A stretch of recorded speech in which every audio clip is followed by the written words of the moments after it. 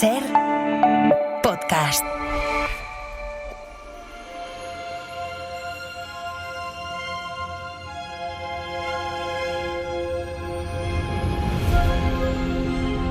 No bien había empezado Layard a excavar el palacio de Assur-Nasir-Pal cuando se produjo el descubrimiento más sensacional de toda la excavación.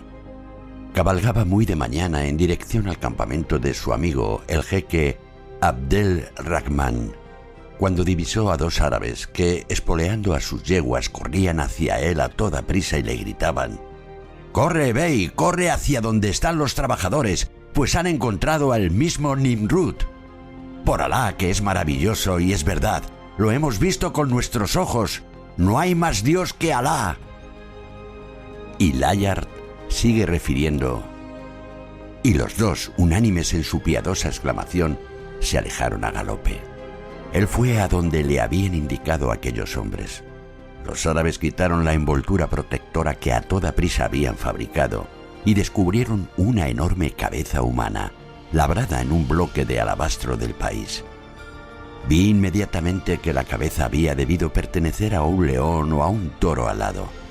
La excitación que este hallazgo produjo se esparció entre los indígenas con increíble celeridad. Llegó hasta Mosul e hizo que las autoridades ordenaran interrumpir el trabajo por unos días.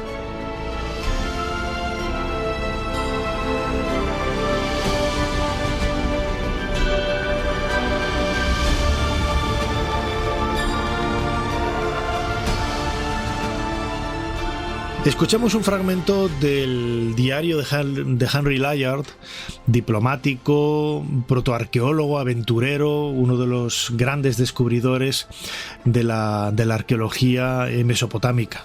Es un fragmento de En busca del pasado de mi admirado C.W. Ceram, en donde, como digo, se describe la aparición de un lamasu, de esos toros alados con cabeza barbada, que yo leía con profusión y con mucho entusiasmo cuando me inicié en estos vericuetos de la egiptología y de la arqueología, porque yo siempre pensé que, vale, está muy bien ser egiptólogo, pero habrá que saber un poco también de lo que sucedía en los países vecinos, ¿no? Y esto es lo que me hizo llevar a leer libros de C.V. Ceram, de Federico Labra Peinado, de otros divulgadores de Mesopotamia, que me acercaron, bueno, pues una visión genérica muy aproximada de lo que era la arqueología en Mesopotamia. En mis manos tengo un libro que queremos recomendar desde aquí y que es absolutamente maravilloso: Mesopotamia, historia de la tierra de Gilgamesh, cuyo autor, Juan Luis Montero Fenollos, ya nos atiende. Juan Luis, bienvenido de nuevo a Ser Historia. Hola, gracias, es un gran placer. Y más si es para presentar y comentar un libro que está calentito y que es muy novedoso y yo creo que muy atractivo para el gran público, el placer es doble o triple.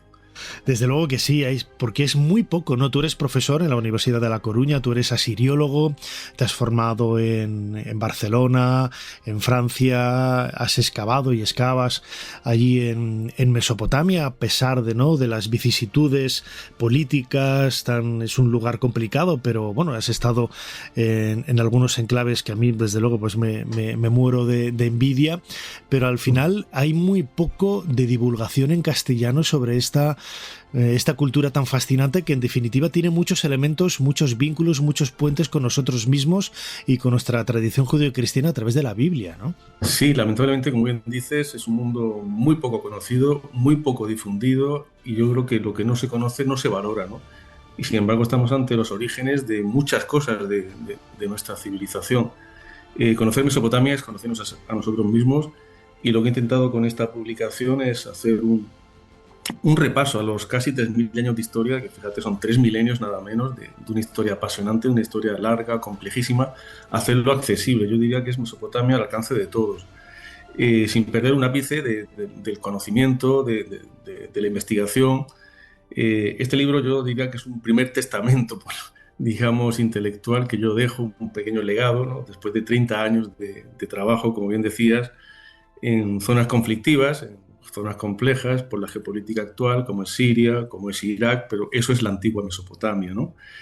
Y en estos 30 años me han dado una madurez, me han dado una información, es decir, el trabajo de campo, pero no solo eso.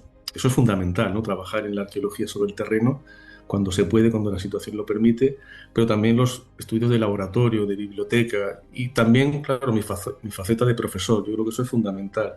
Pues bien, como suelo bromear en algunas ocasiones, este libro me ha llevado 30 años escribirlo, ¿no? Yo creo que hace 30 años no lo hubiera escrito así, porque no tenía el conocimiento ni la visión que ahora tengo, ¿no? Y este mundo, insisto, es apasionante, mal conocido, mal enseñado, que es aún más grave, en nuestras facultades universitarias, a pesar de que estamos ante el origen de muchas cosas de la historia de la humanidad. Uh-huh.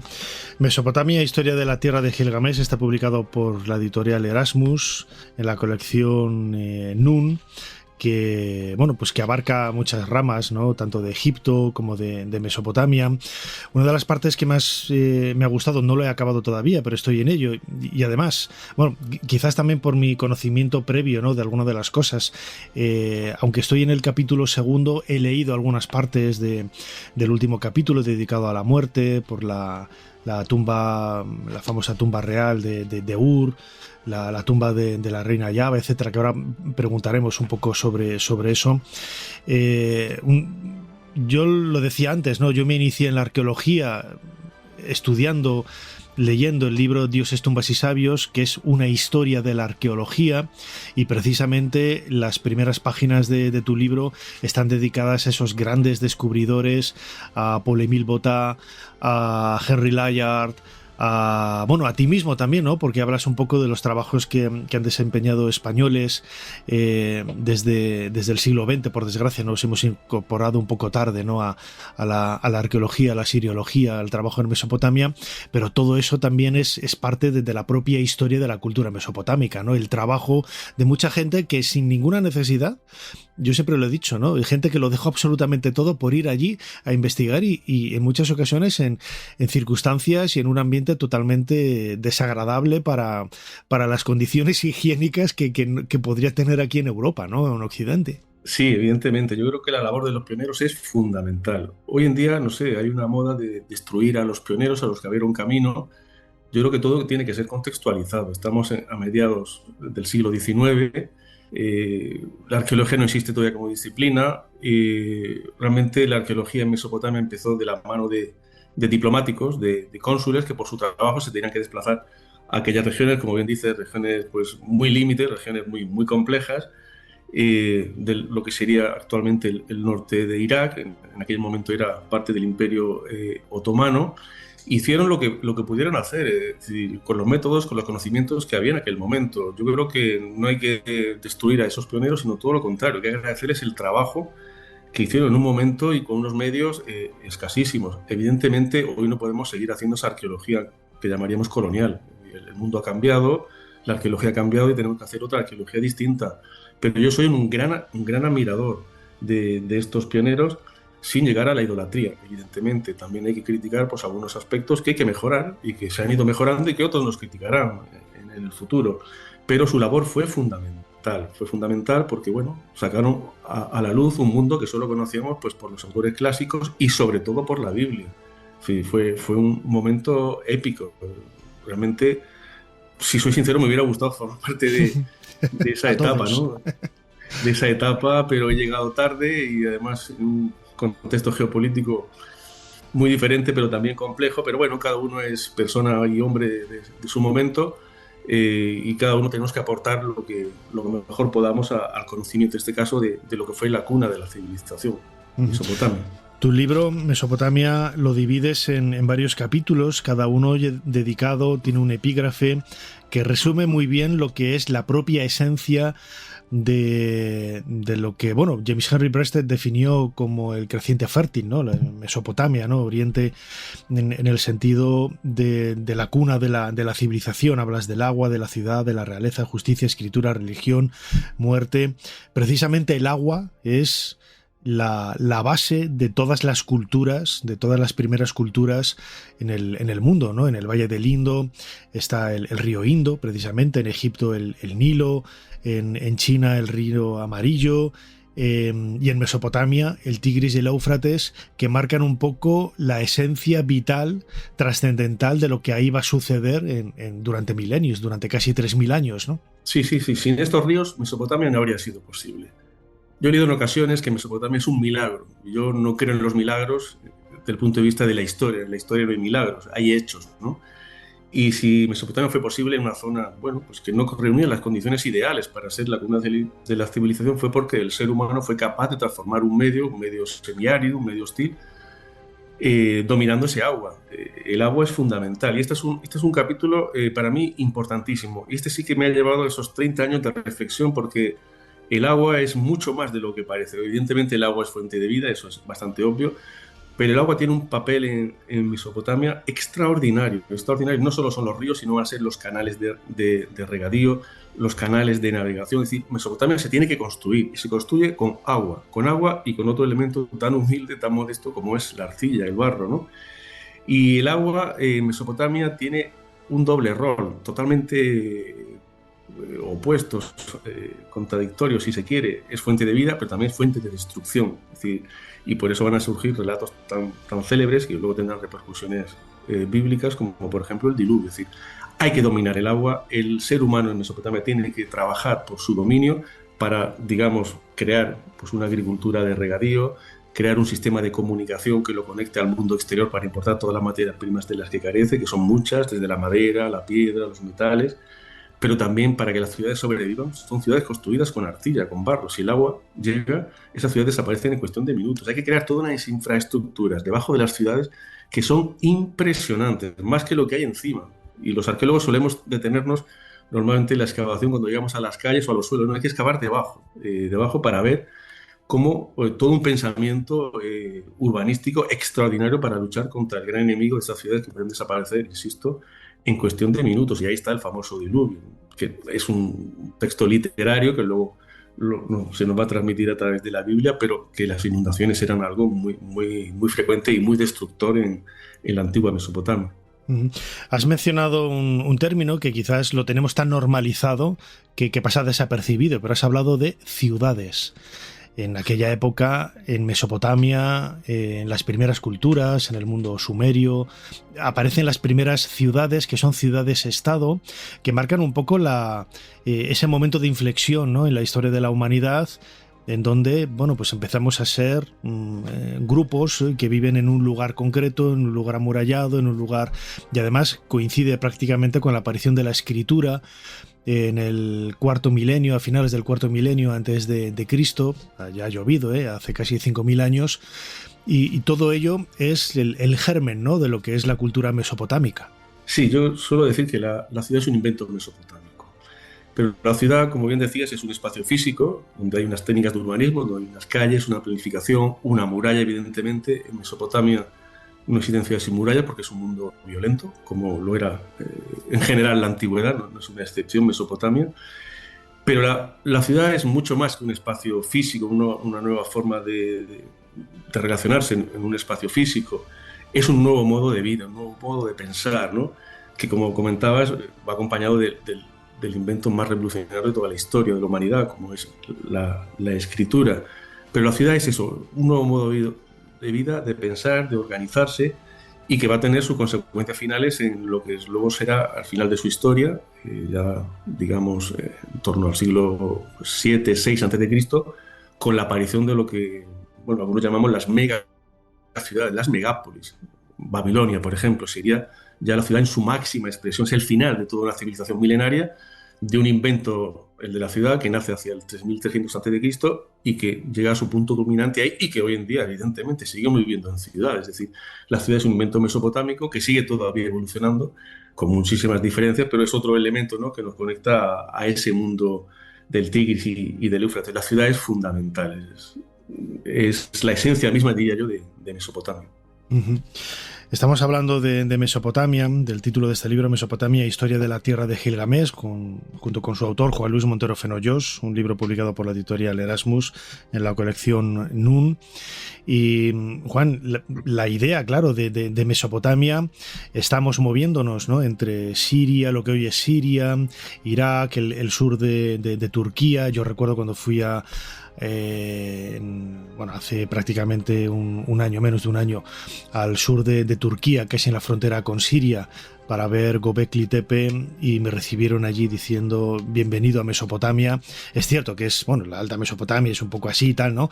Pero a mí me hizo muchísima ilusión y me emocionó, ¿no? Yo nunca había estado en Mesopotamia, sí que he estado en Irán, pero bueno, la idea de Mesopotamia es todo ese espacio, un espacio enorme, y lo curioso es que entre esos ríos, el Tigris y el Éufrates, surgieron culturas con un denominador común, que son estos ríos, pero luego esencialmente muy diferentes, ¿no? Antes mencionaba el mundo sumerio, están los babilonios, están los asirios, están los persas luego. Tienen pues muchos elementos en común, pero son culturas propiamente muy independientes desde el punto de vista civilizador, desde el punto de vista cultural, ¿no? Sí, es que el concepto Mesopotamia es un concepto que simplifica una realidad muchísimo más compleja, desde el punto de vista cultural, religioso, histórico, político, etcétera, y poblacional también, étnico. Mesopotamia, de hecho, solo lo digo un poco al principio del libro, Mesopotamia no existió jamás. Mesopotamia es un invento de los griegos, es un término griego acuñado después de que este mundo que llamamos mesopotámico ya había desaparecido. Pero es interesante que el concepto, nos define bien, ¿no? La idea entre ríos, que es lo que significa Mesopotamia, ¿no? Entre esos dos ríos. Yo comento en el libro, y es importante distinguir entre lo que es la Mesopotamia en sentido estricto, que yo creo que esa Mesopotamia nunca existió, que es la que está delimitada perfectamente por los dos ríos, que hacen de Mesopotamia casi una isla, sino que Mesopotamia es un mundo conectado con sus vecinos y de los que dependía y de los que su historia estuvo marcada evidentemente por esa conexión. Es decir, Mesopotamia se conecta a través de diferentes canales, ya sean los ríos, ya sean los afluentes, ya sean rutas terrestres. Por eso yo hablo de otro concepto que creo que es nuevo y no lo he leído hasta ahora, muy simple, tampoco es nada innovador, la Gran Mesopotamia. Mesopotamia es un mundo conectado que llega hasta el Mediterráneo, que llega hasta el Golfo Pérsico, y del Golfo Pérsico llega hasta el Valle del Indo, que llega hasta las montañas de Irán, es decir, que llega hasta la región del Cáucaso, de Armenia. Es decir, es un mundo interconectado, no lo podemos... Y eso hace que en Mesopotamia confluyan, como comentabas, pues muchos pueblos, muchas culturas.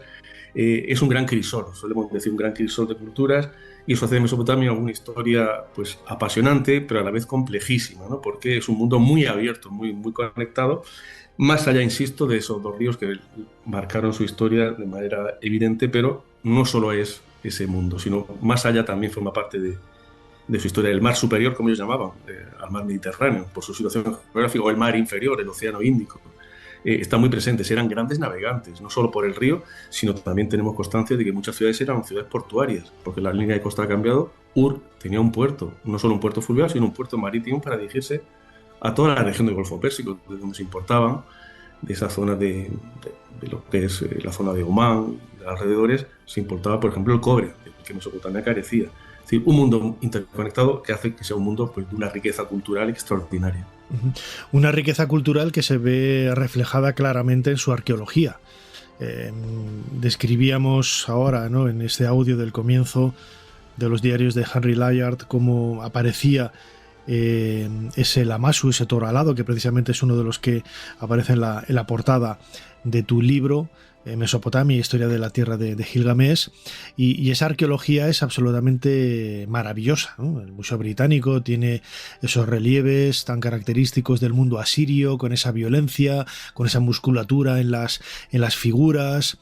Podemos ver, pues colecciones extraordinarias en el Museo del Louvre, en el Metropolitan de Nueva York, en Berlín, la Puerta de Istar, que ahora me corregirás, ¿no?, si está muy recreada o no, es casi una representación onírica de lo que podría haber sido esa puerta de Istar en Babilonia, pero con esos azulejos de color azul, esas figuras amarillas de los leones, los seres mitológicos.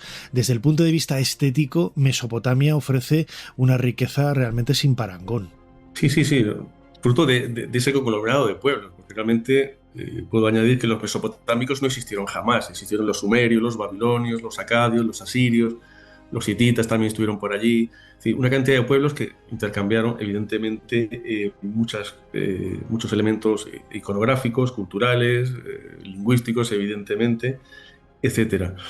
Todo ese patrimonio, como estabas comentando, está en una parte repartida por los grandes museos europeos y fruto de esa arqueología que comentamos al principio, esa arqueología inicial de la primera mitad del siglo XX, primera mitad del siglo XX y segunda mitad del siglo XIX. Es un patrimonio excepcional. Evidentemente no tiene la espectacularidad de otras civilizaciones porque la mayor parte de las obras, sobre todo arquitectónicas, los grandes monumentos se construyeron en tierra, con adobe, ¿no? Un material muy frágil, muy erosionable, ¿no? Que ha llegado a un estado de conservación pues muy precario. Pero para ocultar esa pobreza, digamos, constructiva, fruto de que no había piedra en la región, no es por otra razón, pues se creó todo un elenco de grandes relieves. Por ejemplo, los palacios asirios estaban todos revestidos por grandes ortostatos de mármol de la región de Mosul, con toda iconografía. Eran kilómetros y kilómetros de explicación, ¿no? de enseñar y de exhibir pues los grandes roles, por ejemplo, de los reyes, ¿no? Sus conquistas militares sobre todo, también las famosas cacerías, ¿no? de fieras salvajes, sobre todo la más perseguida de los reyes asirios, que era el león, o como bien decías, la famosa puerta de Istar, no nada menos que una puerta, la puerta de Babilonia, que se traslada hecha añicos, hecha en miles de fragmentos, se traslada hasta Berlín y se reconstruye en parte, porque el problema que tuvieron en Berlín, en el museo, es que, claro, la puerta era mucho más grande que la sala. Hubo que, digamos, reducir sus dimensiones, pero podemos decir que el 20% de la puerta es origen, el otro 80%, bueno, son materiales reconstruidos y, insisto, la puerta es simplemente la fachada y a más pequeña escala, porque obviamente en Babilonia todo era colosal, eran unas dimensiones enormes y el museo no estaba adaptado a acoger un monumento de este tipo. Pero desde el punto de vista museográfico, esto se inauguró en 1930 en el Museo de Berlín, fue una idea, yo creo que extraordinaria, igual que un trozo de la calle de la avenida profesional de Babilonia también está en Berlín. Y bueno, insisto, esa arqueología que se hacía entre esa segunda mitad del XIX y primera mitad del XX, que hoy en día pues es diferente. Hoy en día todos esos objetos, todos esos hallazgos, que son la Masú, por ejemplo, quedan ya in situ en el país de origen, como es Irak o como es Siria. Es una historia fascinante. Hay algunas ideas que se me han quedado pendientes, así que te invito, Juan Luis, para la temporada próxima seguir haciendo un poquito más de historia y hablando también de Mesopotamia, a colación de tu libro Mesopotamia, Historia de la Tierra de Gilgamesh. A mí me parece, como digo, pues algo muy, muy atractivo y muy acertado para llenar un vacío que hay en la literatura en castellano sobre estas culturas tan increíbles que florecieron pues hace prácticamente casi 5.000, 4.000 años en lo que hoy es Siria e Irak, Mesopotamia, la antigua Mesopotamia. Juan Luis Montero, autor de Mesopotamia, Historia de la Tierra de Gilgamesh, publicado por Erasmus en esta colección Nun. Como siempre, muchísimas gracias una vez más por habernos ayudado a hacer un poquito más de historia. Nada, un placer. Ya sabes que 3.000 años de historia dan para mucho, así que podremos hacer nuevas entrevistas cuando lo desees, porque es un mundo sin duda apasionante y divulgarlo, como hacéis vosotros, es una labor que yo agradezco muchísimo. Para no perderte ningún episodio, síguenos en la aplicación o la web de la SER, Podium Podcast o tu plataforma de audio favorita.